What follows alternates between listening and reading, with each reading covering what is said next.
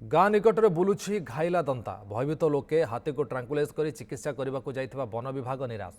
शनिवार सकाळु पुणी थर हाथी को ट्रांकुलाइज करने को उद्यम एने वन विभाग पक्षर सूचना दी जाइछि। घटगाँ वनखंड अधीन अटेई संरक्षित जंगल नुआपड़ा निकट में गत 2 दिन हेब एक दंता हाथी आहत अवस्था घूरी बुलुछि।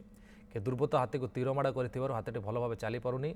आज केन्दुझर वन्यप्राणी वनखंड आनंदपुर वन्यप्राणी वनखंडर पदाधिकारी ट्रांकुलाइज टीम ने हाथी को चिकित्सा करने को जगी रही। दिन तमाम उद्यम पर हाथी जंगल बाहर को न बाहरी पार ट्रांकुलाइज संभव हो नाला।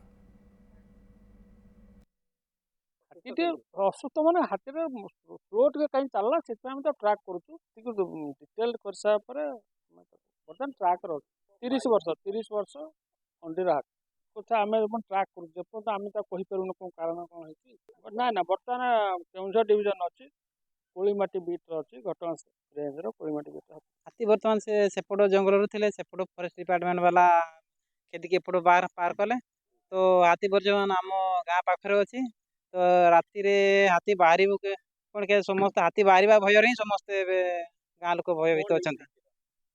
हाथी बर्तमान हाथीर अवस्था सेमती डिपार्टमेंट वाला कहवा अनुसार तीर बाजी कहते।